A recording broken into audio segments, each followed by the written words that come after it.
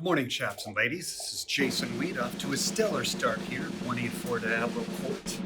It is 2 days and a wake up, and man, I gotta tell you, I still have a lot to do. I have no business actually reaching out to you today. It's crazy.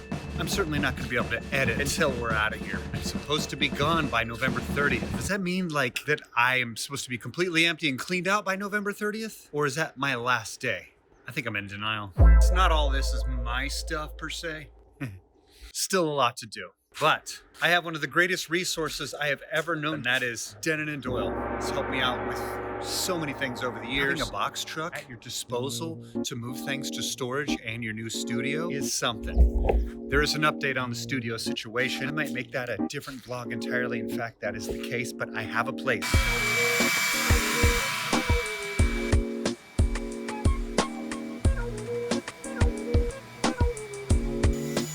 Well, this room right here has been my staging room. Started as everything that's coming with me, including production equipment and everything else.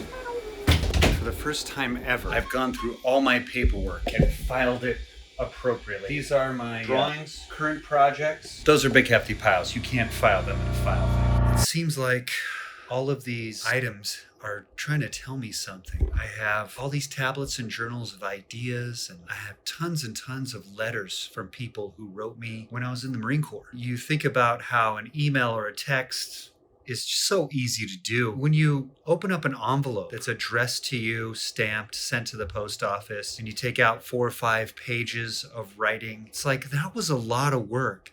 Someone who mailed you a letter really effing cared about you. And while I was off to boot camp and off in my Marine Corps experience for 4 years, a lot of people were writing me, even afterwards. And I look at these letters and the care and the interest that people took into my life. Like, it's almost like this guilty thing. You file these nice things away and you can't throw them away. But you don't read them either. And so I just started reading these letters from my mom. I had to deal with a lot of resentment with most of my life, and I look at all the effort she put into those and all these friends and people. Priscilla, Dea, Zach, Victoria. I wasn't really present for this. People were trying to get in to my heart and trying to be more in my life. Some part of me was just blocking it out, and I just didn't deal with anybody. There's something here for me to look at. There's a whole bunch of my life that's documented here that I've just missed. Some of these people aren't here anymore. And after these last couple of years, there's nothing I want more than human connection, meaningful human connection.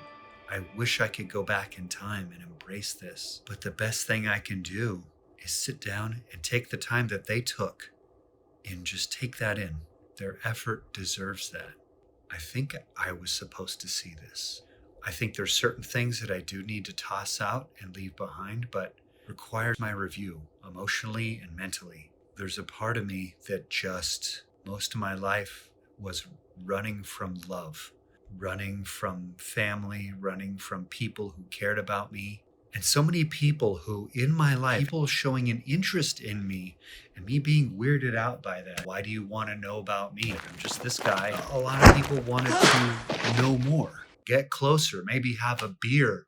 And I was always so busy doing my, I got to do this movie thing. I got to do this thing or that thing, that I never took the time to just settle down for a second and get to know a lot of these people. And now everybody's kind of gone their way. People my age now, married with family and kids and buried in their jobs. And here I am still running around like a kid, kind of just starting to get to that place where I'm down to hang out again. It was the night before Thanksgiving. Everybody that had gone off to school after we graduated, they'd be back in town. So you kind of have that unofficial high school reunion on the Wednesday night before Thanksgiving in downtown Martinez. And I remember those nights were so awesome. And everybody kind of put their bullshit aside and everybody was cool, and you would just see all these people and you're like, oh my fucking God. I put something out on social media that said, any Alhambra Bulldog gonna be around downtown Martinez tonight? If so, let me know. I'll be down there. Nobody got back to me. Not a one.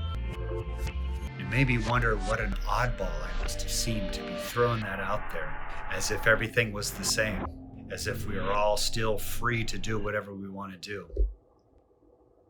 I am, but all my fellow kids have grown up, huh? They don't have that time anymore.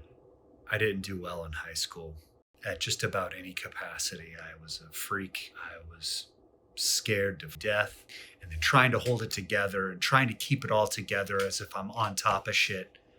And it's such bullshit. I didn't go to one high school reunion. Not that that's a big deal, but I'm just getting to the point in my life now where I appreciate these seemingly meaningless relationships at the time. And now that I'm right around the corner to turning 50, I see the value in it, man. I'm looking for my soul tribe.